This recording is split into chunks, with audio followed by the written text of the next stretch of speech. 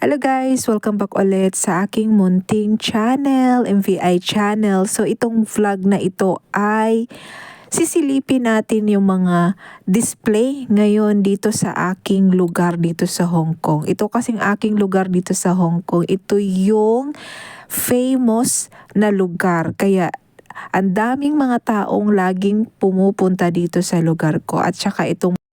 At ngayon, makikita natin na ang daming napakagandang mga display ngayon dito sa aming lugar, dito sa Tsim Sha Tsui, Hong Kong. So ito po yung nasa K11. Ito po yung kanilang display, Dior. Meron silang parang kalesa. Tapos parang yung Christmas tree nila ay nagagandahang mga gold. Ayan, tingnan nyo naman, di ba? May kalesa. Tapos nasa K11 po ito. Paglabas mo ng K11 dito sa Tsim Sha Tsui, ayan na po. Ayan, may mga gold yung kanilang Christmas tree. So iba po yung kanilang display talaga. Gaya ng sinabi ko kanina, ito yung Tsim Sha Tsui, Hong Kong, ang famous na lugar dito sa Hong Kong. Dito mo makikita, matatagpuan yung mga magagandang mga tanawin dito. Dito mo makikita yung Avenue of the Star, yung the K11 Museum, and ito yung Clock Tower, 1881 Heritage, at marami pang iba. So dito mo makikita sa Tsim Sha Tsui, Hong Kong. Sa mga pupunta dito sa Tsim Sha Tsui, siguro estimated ko yung time na maikot mo buong lugar dito sa Tsim Sha Tsui, siguro mga 3 hours na nandito maiikot mo siya. Kasi nga hindi naman ganon kadali selfie. Syempre, isang lugar kasi kailangang magstay ka ng ilang minuto doon. Tapos hindi rin yung mga dikit-dikit na halimbawa yung K11, tapos Avenue of the Star, hindi siya ganun kadikit-dikit. Medyo may distansya, maglakad-lakad kayo ng konti. Kaya estimated na makuha mo yung lahat ng mga lugar na binabanggit ko, katulad ng Clock Tower, ito yung Museum, 1881 Heritage, The Peninsula Hotel, mga 3 hours talaga na ano na yon. Malinis na kumbaga yon na makuha mo na lahat yung, mapuntahan mo na lahat dito yung area na magaganda. So, pili lang din kayo ng mga araw na wala masyadong tao. Kasi pag linggo, Sabado-Linggo talaga, ang daming siksikan. Katulad nakikita nyo, ang daming tao. Kasi itong araw na ito ay Sabado at saka holiday talaga.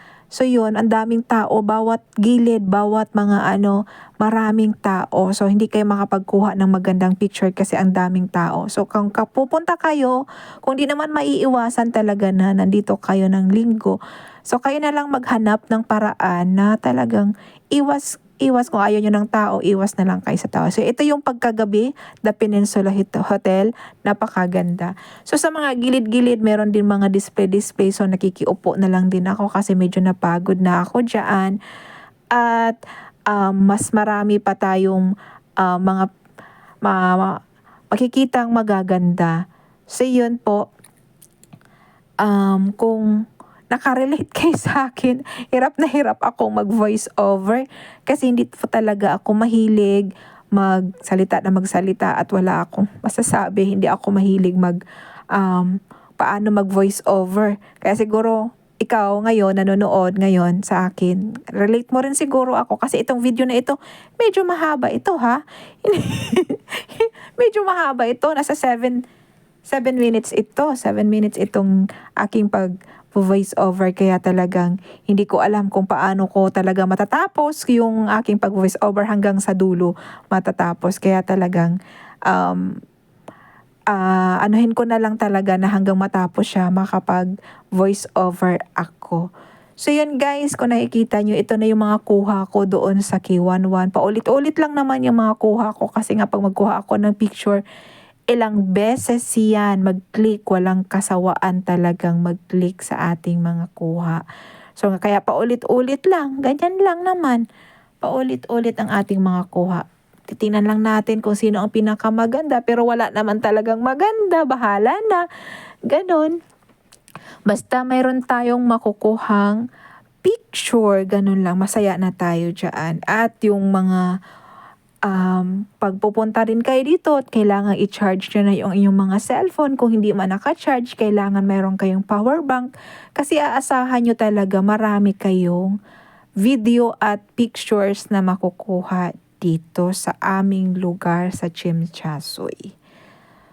So yun.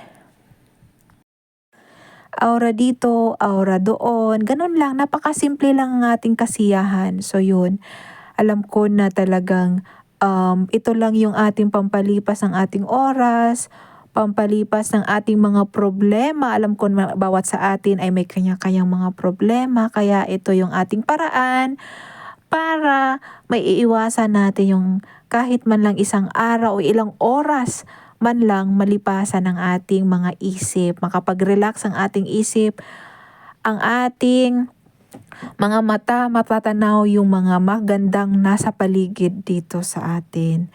So yun po guys. Ito na yung mga kuha ko kanina. Yun na nga na naman. Kuha na naman. So inulit ko lang naman ito kasi kanina naka-zoom. Ito naman ay hindi natin zinom. Ganun lang yun.